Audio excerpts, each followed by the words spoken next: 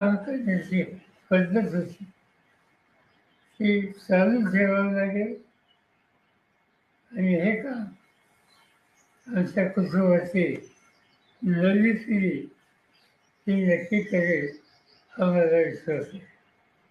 हे आम्हाला लोकांचं काही जबाबदारी असेल पण नव्या पिढीची जास्त आहे.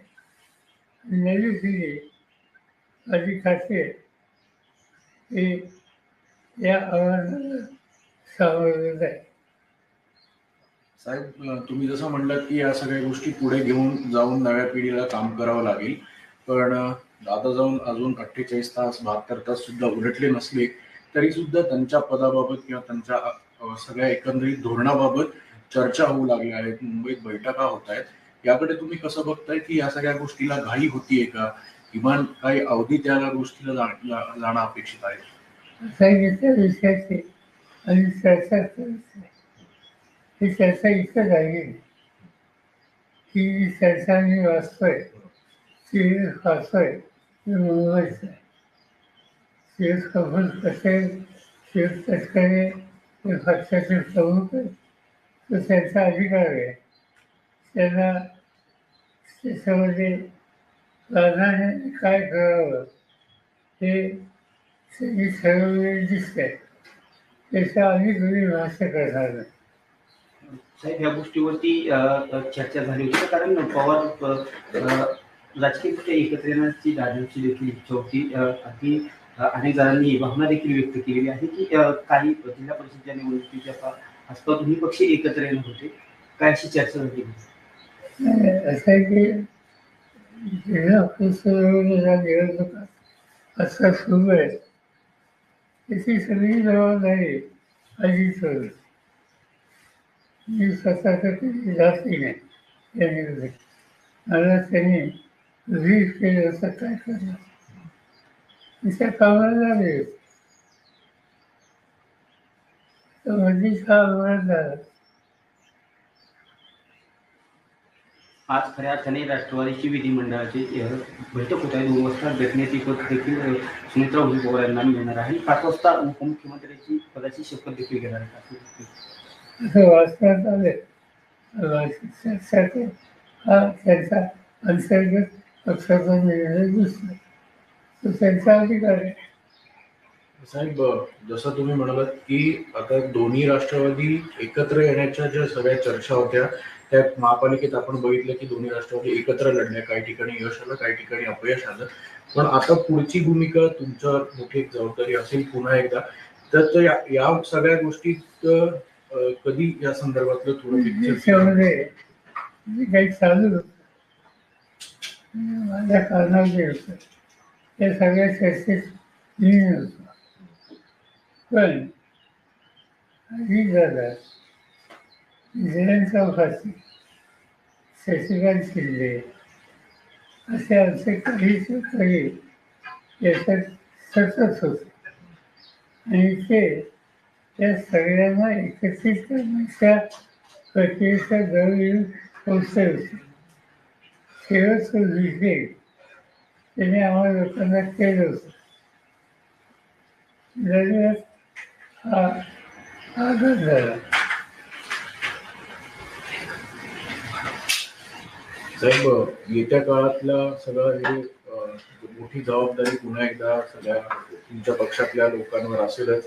त्यामुळे आगामी पक्षाची वाटचाल आणि त्यासोबतच पुन्हा एकदा एकत्रीकरणावरचे मुद्दे या सगळ्या गोष्टीकडे तुम्ही कसं बघणार आहात? आणि तुम्ही जसं काल स्वतः नदीची पाहणी करायला गेला होता तुम्हाला इथे आता जाणवतंय की कुठेतरी मोठं परत स्वतःहून थांबायला लागेल, स्वतःवर जायला लागेल. त्यामुळे सगळी पुढची वाटचाल आणि पुढची भूमिका या संदर्भात वेळ जरी लागला तरी पण कशी जाईल त्याबाबत आमची जी नवी पिढी आहे तिला प्रोत्साहित करणं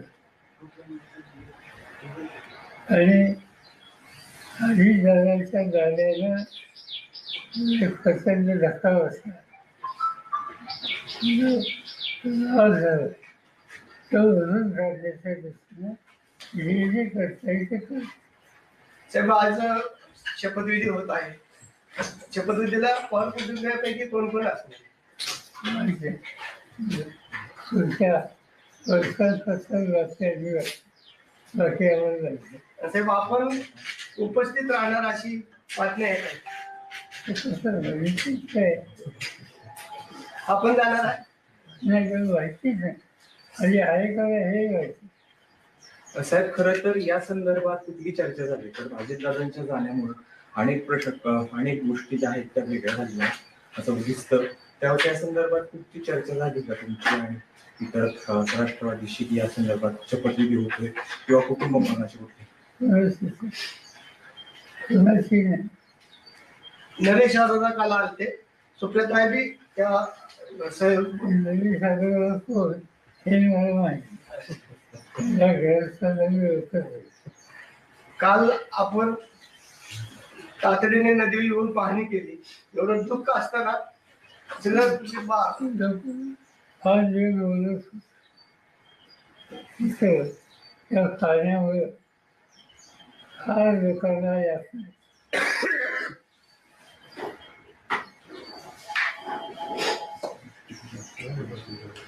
सर हिंदी में एक बार हिंदी में बता दीजिए सर। आज सुनेत्रा पवार शपथ लेने वाली है, क्या आपको इस बात की जानकारी है? नहीं तय किया होगा तो उनसे पार्टी ने तय किया होगा। और जो अखबार में आया है इससे लगता है कि पार्टी ने कुछ तय किया है, क्योंकि कुछ लोगों का नाम आया है जैसे प्रफुल्ल पटेल, जैसे तस्करे जो उन्होंने इनिशिएटिव लिया है। चलिए इनसे पार्टी ने इंटरनल कुछ न कुछ तय किया होगा। कल नरेश अरोड़ा की मीटिंग हुई थी सुनेत्रा पवार के घर। जानते नहीं, आप जो नाम लेते हैं मैं उनको जानता हूँ। साहेब अनेक नेत्यांचं मत असं आहे की दोन्ही राष्ट्रवादीत एक व्हावं आणि दोन्ही राष्ट्रवादी एकत्र आलं तर हा गाडा पुढे जाईल. बस आहे दोन्ही राष्ट्रवादी एकत्र यावं याच्यावर गेली 4 महिने पक्षात चर्चा चालू होती. आणि ती चर्चा त्याचं नेतृत्व अजित पवार, जयंत पाटील यांच्याकडे होतं. सगळं डिस्कशन या लोकांनी केलं. दुर्दैवानं त्या अपघातामुळे याला खंड पडेल असं चित्र दिसतं. काल साहेब खऱ्या अर्थाने तटकरे साहेब असतील किंवा भुजबळ साहेब असतील यांनी जी मुंबईमध्ये चर्चा केली याची कल्पना कुणाला देण्यात आली होती का? मला माहिती मी आज वाचलं सकाळी. सर आपके परिवार की आपकी बहू महाराष्ट्र की पहली महिला उप मुख्यमंत्री बनेगी। हालांकि अवसर बहुत शुभ नहीं है, पर आप ही की परिवार एक तरीके से ये माइलस्टोन सेट कर रहा है। As a member of the family, what do you think about it? बातच है कि जो गया उसको ऑफिस ला नहीं सकता।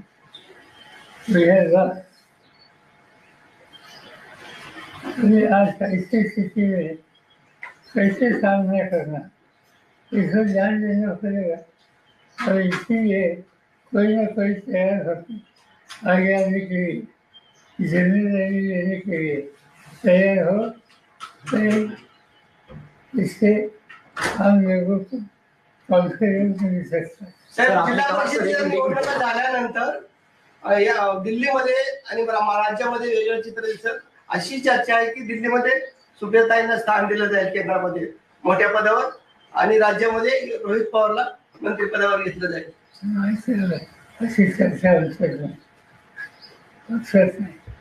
सर आपने बताया कि आपको कॉन्फिडेंस में नहीं लिया गया था एनसीपी के नेता। कॉन्फिडेंस में सुनेत्रा पवार का नाम आगे ढकेलने से हमारा कॉन्फिडेंस में फांसी की उनकी जिम्मेदारी हमारे अलग है। पर क्या आपके परिवार के हैं, आपका परिवार इसमें काफी क्लोजली इन्वॉल्व है?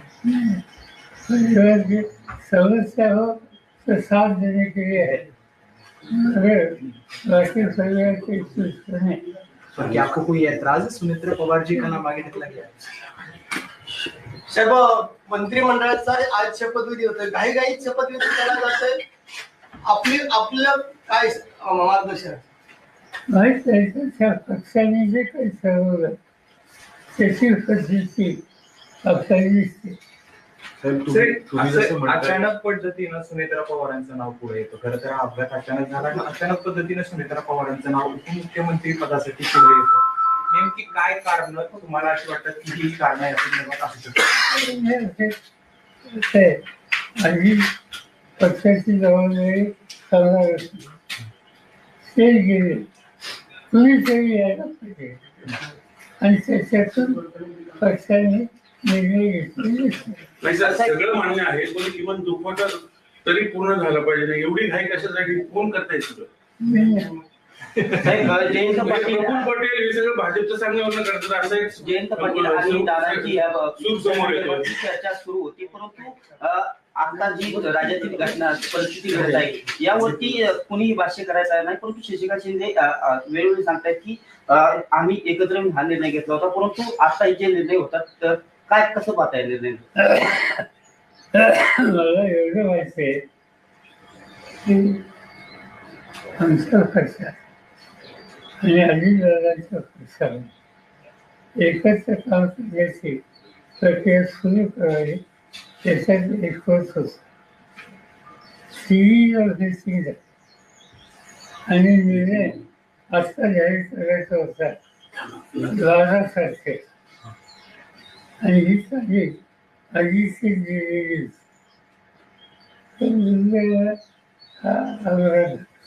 पण पार्थ पवारांनी हे सगळं धरून आलं असं बोललं जातंय. पवार फॅमिली सहमत आहे का सगळ्या एवढ्या काहीशी? आता चर्चा तुमचं तुम्हाला वैयक्तिक तुम्हाला किमान सांगितलं गेलं तरी नाही का की बाबा आम्ही असं असं करतोय? साहेब एक मतप्रवाह असा आहे की 10 दिवस जरी या घटनेला अजून होत नाही, तुम्ही असं म्हणताय की कोणाला तरी पुढे येणं स्वाभाविक आहे, पुढे येतील पण ह्या सगळा कालावधी थोडा जर उलटला असता, कारण की ही कार्यकर्त्यांची भूमिका आहे, तुम्ही देखील कार्यकर्त्यांसोबत नेहमी राहिलेला आहात. फक्त हा कालावधी जो आहे हा थोडा जर पुढे गेला असता तर याच्यातनं एक अजून एक पॉझिटिव्हिटी असेल किंवा एक पुन्हा एकदा पक्षाचं नेहमीप्रमाणेच एक भूमिका असेल ती वेगळी राहिली असती असं वाटत नाही. आणि मी तुला स्वच्छ सांगितलं की आमच्या पक्षामध्ये दोन्ही पक्षामध्ये सुसंवाद राहावा यासाठी काँग्रेससाठी चर्चा सुरू होती आणि ती चर्चा पॉझिटिव्ह डिरेक्शनली होती. अनफॉर्च्युनेटली या इन्सिडेंटवर त्याला धक्का बसला. सगळं चर्चा पुढं आणखी प्रोसेस अशाच पद्धतीने सुरू राहील असं तुम्हाला आता सध्या परिस्थितीला वाटतं? माहिती कधी त्याच्यात नाही. साहेब मुद्दा असा आहे, हे प्रश्नच तो आहे की तुम्हाला सगळ्या प्रोसेस मधनं बाजूला ठेवले गेले जाणीवपूर्वक तुमच्या पक्षावर आधी दादांकडे गेल्याने आता सगळं भाजप चालवणार अशी चर्चा आहे, त्यासाठी हे सगळं केलं घडून आणले गेले. चर्चा तुमच्या मनात आमच्या मग आता हे कशासाठी एवढी घाई कशासाठी? मला काय विचार पवार साहब सुनेत्रा नाही तुम्ही सहमत आहात त्या सगळ्या गोष्टींशी? नाही, काही चर्चा नाही, उत्साहच नाही. मग आता दोन्ही राष्ट्रवादी दादांची इच्छा होती, दादांची इच्छा होती ती खुली हवी ही आमची इच्छा. पण आता त्यांची दिसत नाही हे सगळं झालंय त्याच्यावरून असं दिसत. असं काही सांगता येत एकदम सांगतो. साहेब एकंदरीत हा जी परवा झालेली घटना संपूर्ण राज्याला नाही तर देशाला चटका लावून जाणारी आहे. असे अपघात वारंवार घडले, परंतु बारामतीच्याच ठिकाणी हा दुर्दैवी अपघात घडावा याची तांत्रिक मूल्य काय असावे?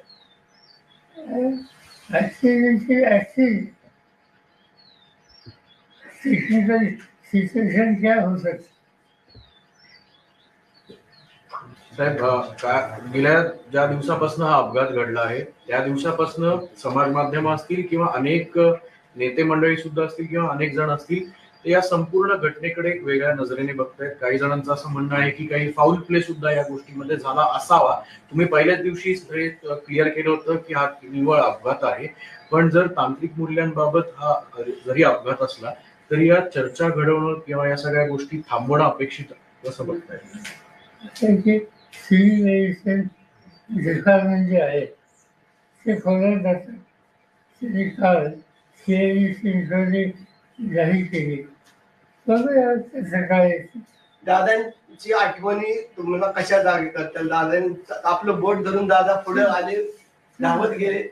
मला तर चाललं घेतलं. सर दादांची इच्छा होती दोन्ही पक्ष एकत्र यावेत, पण आता दादाच नाहीये. मग तिकडनं सगळी मंडळी कोण आता कोणाशी चर्चा करणार?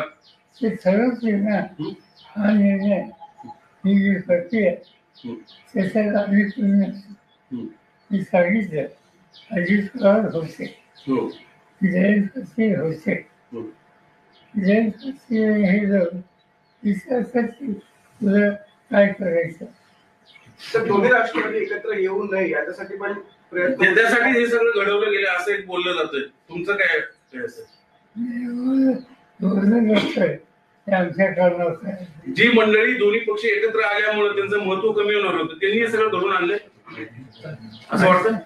अशी वाटते असते माझ्या त्या साहेब असं पण अनेक म्हणजे तुम्ही सहमत आहात का या सगळ्या गोष्टींशी? साहेबांना अंदाज असा होता का आता आपण दादांच्या मिसिंग आहे. नाही शेवटचा साहेब, भाजप दादा एकत्र आल्यानंतर आपण भाजप सोबत चालणार होता का? दादा जर दोन्ही राष्ट्रवादी एकत्र येणार होत्या आणि सत्तेमध्ये राहायचं असेल तर आपण भाजप बरोबर जाणार होता का?